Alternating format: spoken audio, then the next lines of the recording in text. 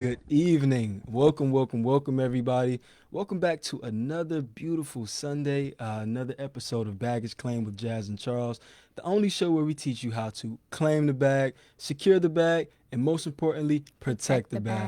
bag. Yes, I am Charles. I'm Jazz, and we are here at the Henderson Financial Group as coworkers and cousins. We are super excited about today. Yes, yes. But before we get into it, I just want to start by saying we are super grateful of all of the feedback we've gotten, even the constructive criticism.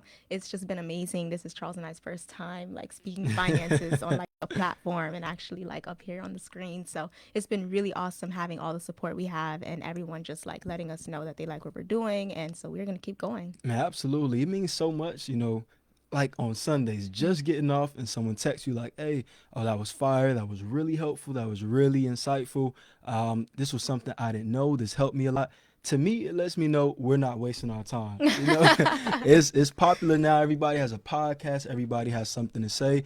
And there's nothing wrong with that. But as long as you're saying something that's helping people, that to me means a whole lot. Yes. I love the fact that we are saying stuff that helps people. And honestly, all we ask is that you just share with your friends and share with your family because we are giving valuable information. Something about the information we're giving here is like, I'm 25 Hmm. and Charles 24. 24. Almost forgot your age.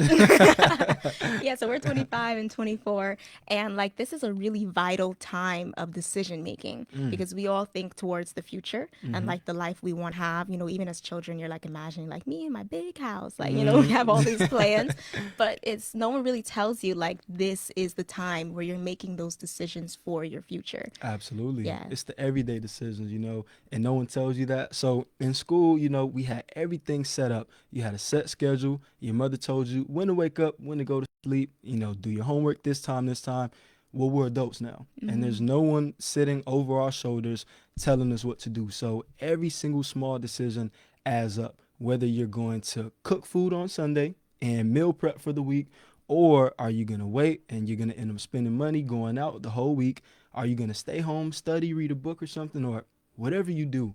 Everything adds up and is really building habits. And it's nobody telling you what to do. You're so right. And that's such an interesting point because like when you're a child, I was gonna say kid or child, when you're a child and you're like growing up and you're thinking like, I can't wait till I have all this freedom. I just want freedom. And now we're like in our mid 20s and it's like, here's the freedom. What are you gonna do with it? Are you gonna be responsible and think about your future? Or are you just gonna wild out? And like, I think it's important to have a nice mix, but it is important to realize this is a vital time for decision making. Oh man, you on it. Yeah. You're on it. Before we get into it, I did want to say hello to everybody. Okay. Good evening, everybody. Hey, Mr. Hi. Ingrio, Hey, Mr. good Ingrayo. afternoon. Miss Ward, good evening. Hi, Miss How you Ward. doing, Miss Brown? Hi, Miss Brown. Hey, Miss Owens. Hey, Miss Good Owens. evening to everybody. Put one foot in front of the Yes. That's true. Put one foot in front of the other until you get to your destination. Absolutely. Yeah, those baby steps, they all amount Definitely. to something so grand. Definitely. And that kind of goes into today's topic. We Yes. started off telling people um, these steps, every single decision we make now, it means so much.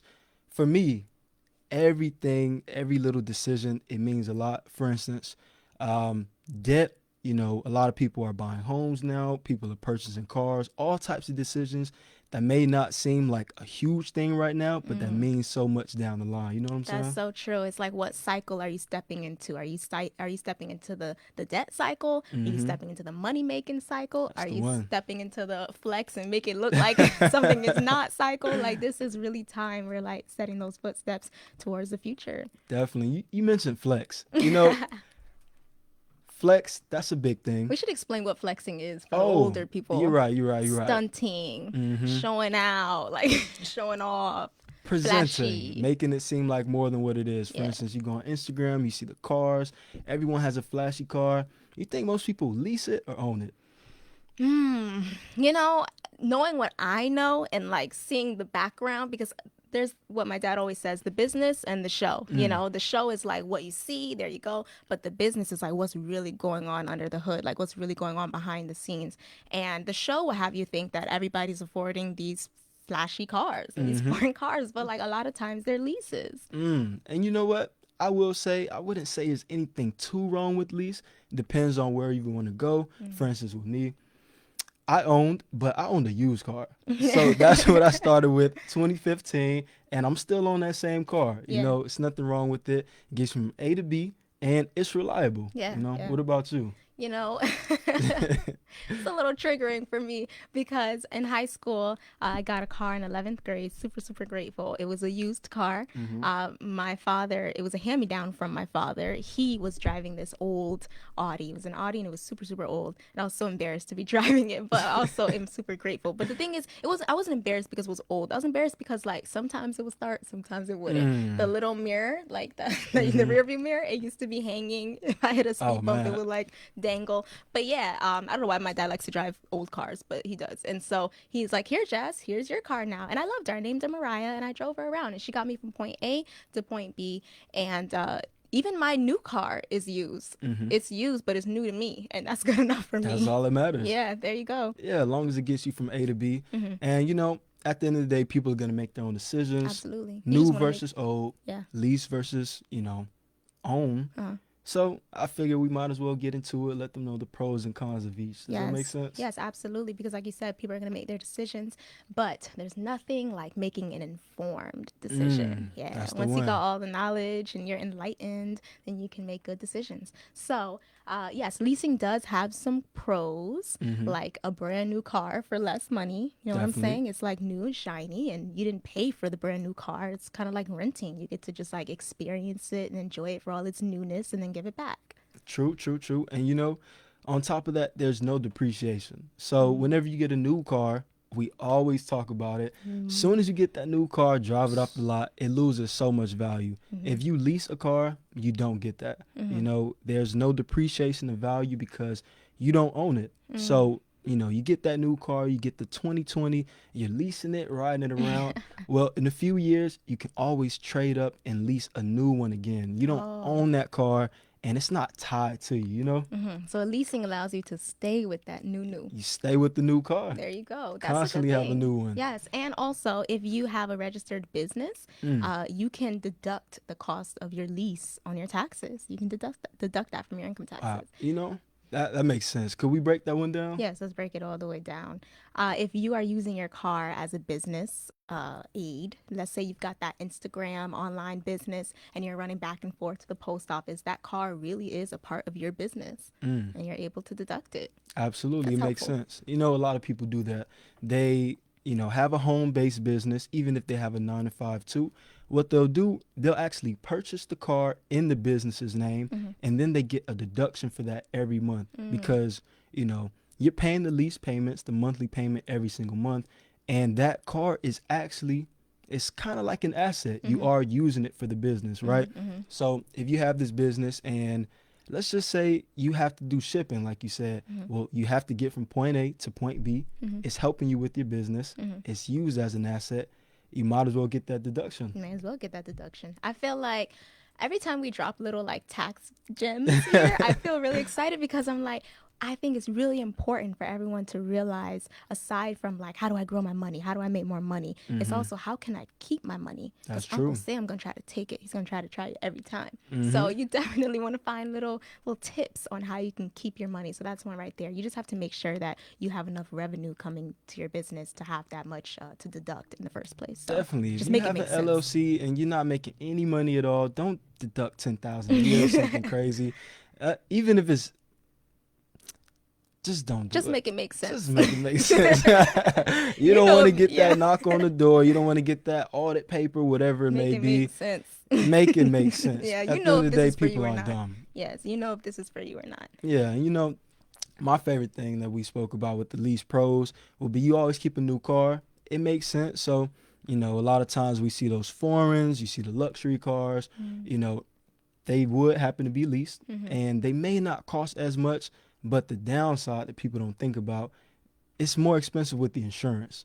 Ah, It's that more expensive insurance. with the They always insurance. get you with the insurance. And the Mm-hmm. reason why you have to have that more expensive insurance is because it is like renting. It's not your car. And someone's just handing you this valuable asset that's worth a lot of money that you didn't pay. So they're like, all right, let's charge you some insurance just in case you can't get us our money. We'll make sure everything's handled. Or let's say you get in a big old accident in that car. Ooh, and it's not even yours. Mm-hmm. So yeah, and those costs really start rising, especially when you're trying to lease a foreign car. Mm. Why do you think so many people want to lease foreign cars? Because I feel like if you're not there yet, because we love Benzes, we Mm-hmm. love BMWs, nothing is wrong with foreign Love cars. it. You know what I'm saying? And we all dream of like getting in the new foreign car and when it's yours. And like I feel like there's nothing better than getting to that place and actually being able to like be in Mm. that place. You know what I'm saying? Like you're not going to get a foreign car to struggle or to make your life harder. Like you're going to get this foreign car because now you can afford it and you've lived this life. So why do you think so many people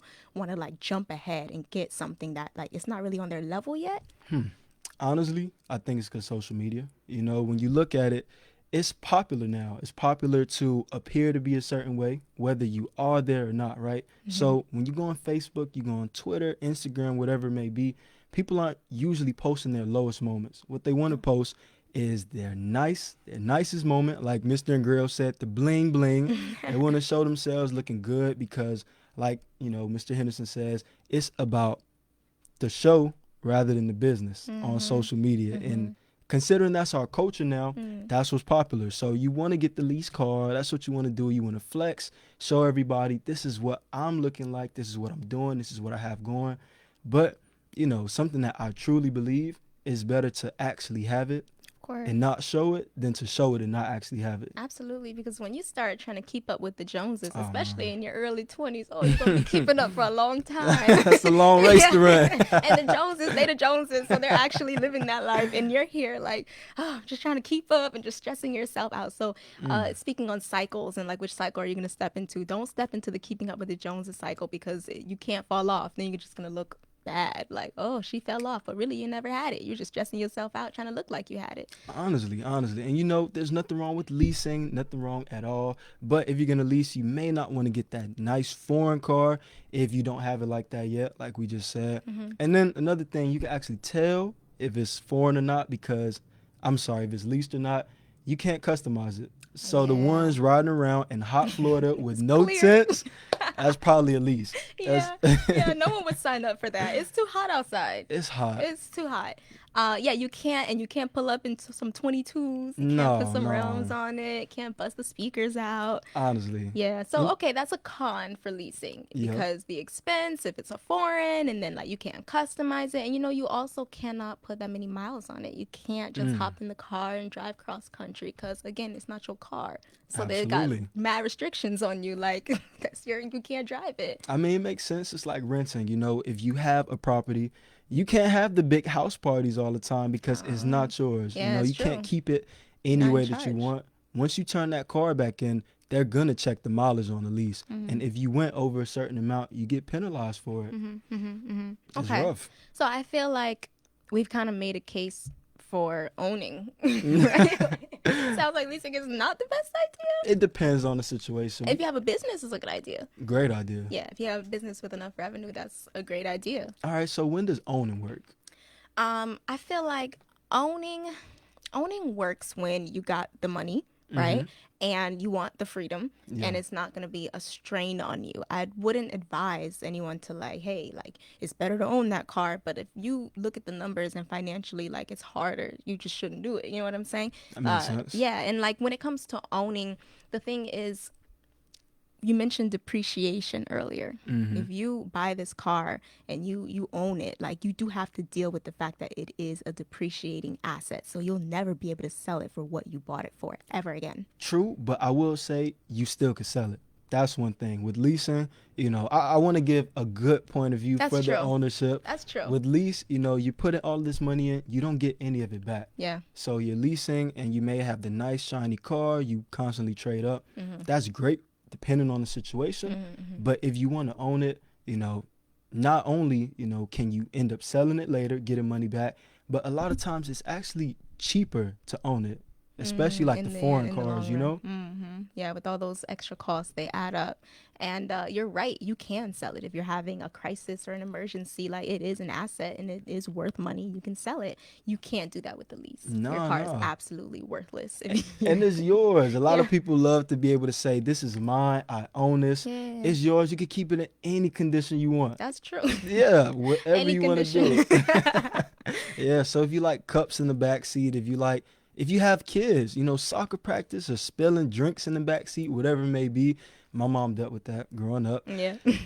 With the lease, you'll have to end up paying for that if you have stains and stuff. But if it's yours, keep it any condition you want. That's very true. That is a good point. People do keep messy cars, but then some people, hi, Miss Hall. But Hey, how then you doing, Miss Hall? some people, you want to keep your car all fancy and customize it, so you're able to do that too with your owned car. It's an owned asset. Definitely, definitely. But I do want to get back to what you said. You said depreciating asset. You said owning the car, that's a depreciating asset. Could you explain that one for them? Yeah, it's like they say, like Charles said earlier, when you drive off the lot, that car is going to lose about 25% of its value. And the problem with that is, if you own that car and it just went down in value, that's kind of like you had, let's say you had $20,000, and then within the hour it's just like, oh my God, so much of it is gone. Like, Imagine that. yeah, and it's just like, what happened? But that's literally Imagine. how it happens. It's like, if you see that car as money, like pretend it's not a car, you just see it as like a pile of money. The minute you buy it and it's yours, now it's just not worth what it was anymore. You know what I'm saying? So that depreciating asset, it happens in it happens when you don't put your money in something that is going to grow. So like, if it's something that you're going to get gains from, or it's going to go up, that's better. You know what I'm saying? So you Yeah, definitely want to think about where you're putting your money, and the thing is, a car is like, it's necessary. You know what It's I'm saying? necessary. So I'm not sitting here like, don't buy a car, but just realize that like, it is a depreciating asset and you'll never get what you paid for it. I mean, and it makes sense. Imagine if someone came, put $10,000 in the stock market, immediately they lose 25%. Now Ooh. you got 7,500. People would That be hurt. upset. Yeah, You'd be that's pissed. hurtful. Yeah, but it's so weird how like in different terms it seems like okay. You know what I'm saying? Like Yeah. in the terms of the stock market, you're like, I lost my money. But then in terms of a car, you still feel good driving off in that new whip, but you have no idea. You Yeah. know? And speaking of depreciating, something that people may not know is, so owning a car, it's a lot that comes with it. Of course, repairs, things of that nature. But in terms of depreciating asset, we know the car, it loses its value. But on your insurance, the insurance only covers the current amount of the car. So let's say, for instance, you buy a $50,000 car, you're really excited, you love it, you love it. A year goes by, you get into a bad accident. God forbid.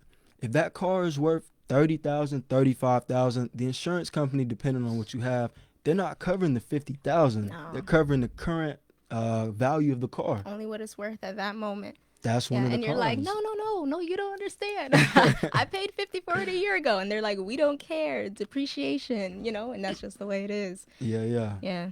Okay. So then we talked about lease versus own, right? So now we're like, all right, better to own. Okay, so you're gonna own new or used. See what the new car brings, depreciation, sales tax on buying auto is tax deductible.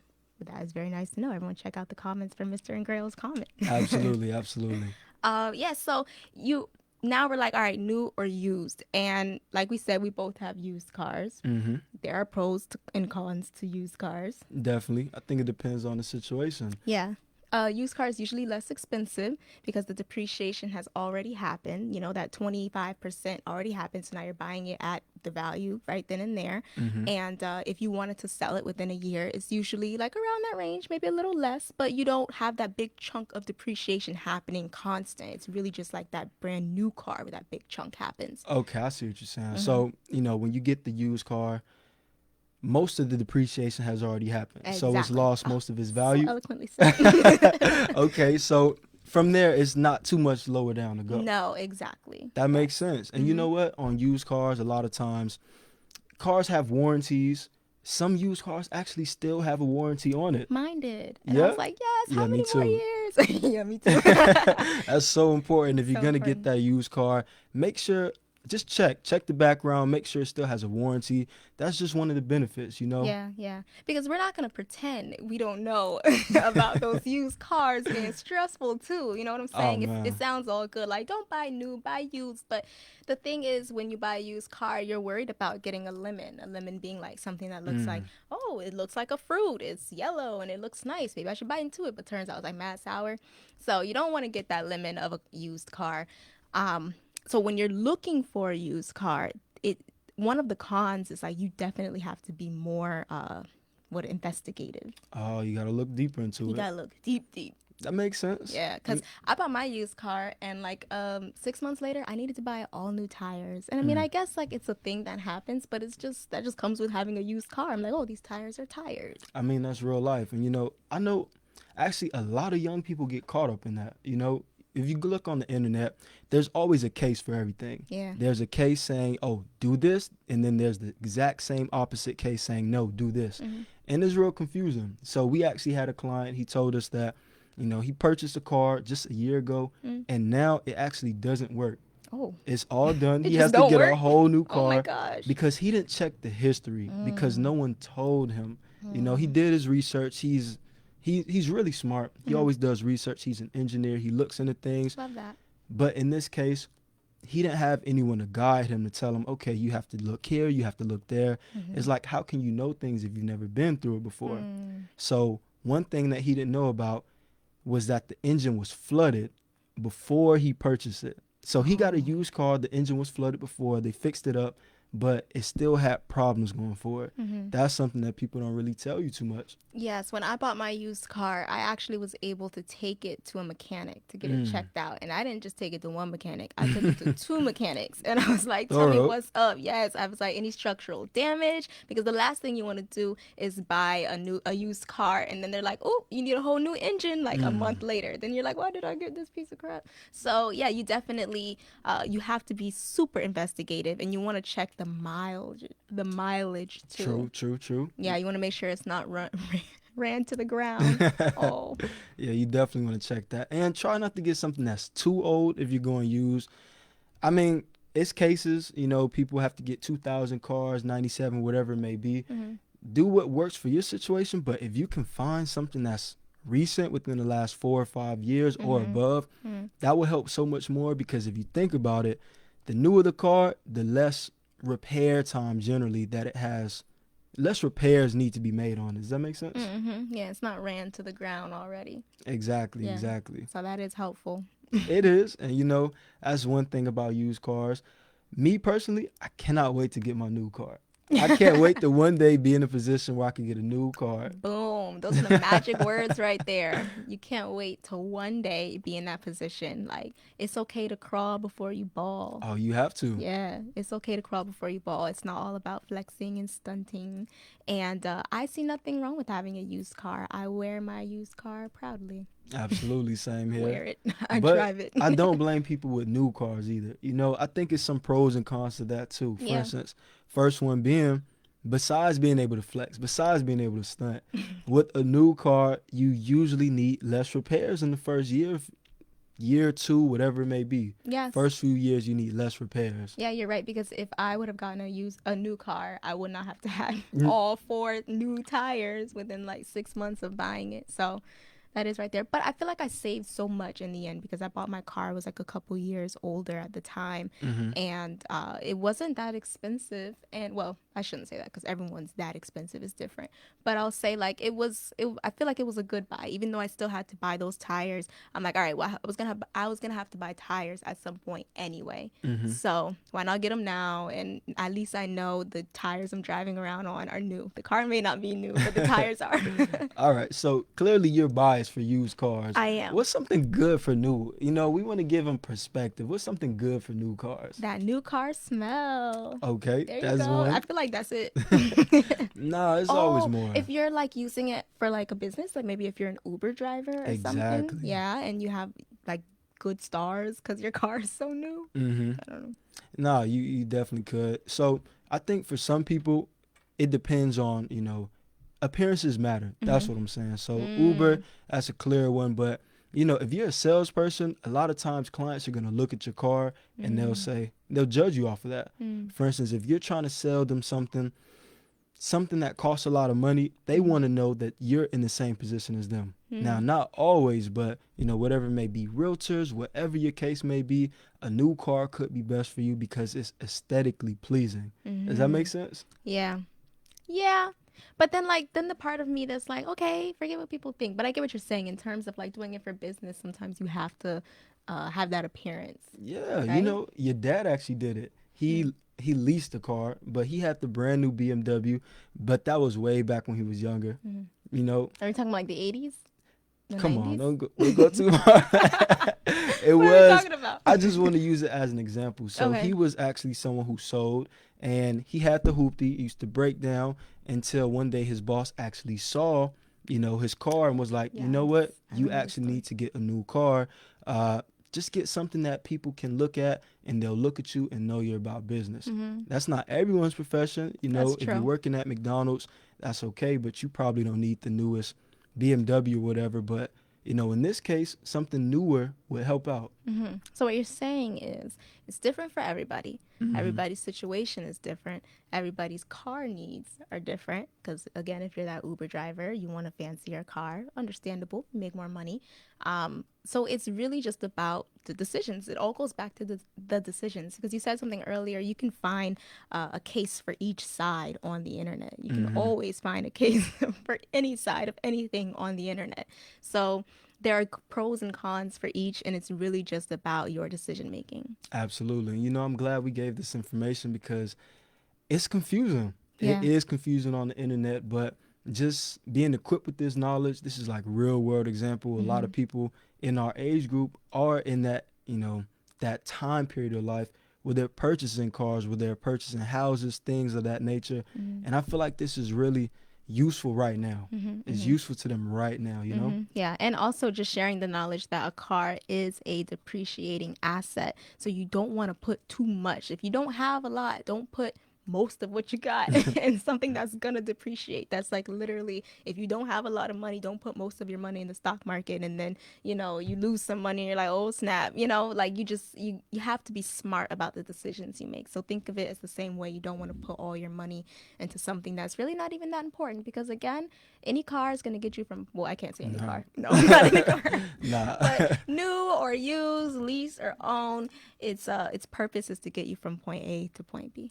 Definitely. So, what case do you see yourself where you're like, okay, I'm ready to get, what, let me start here Mm-hmm. because you're biased.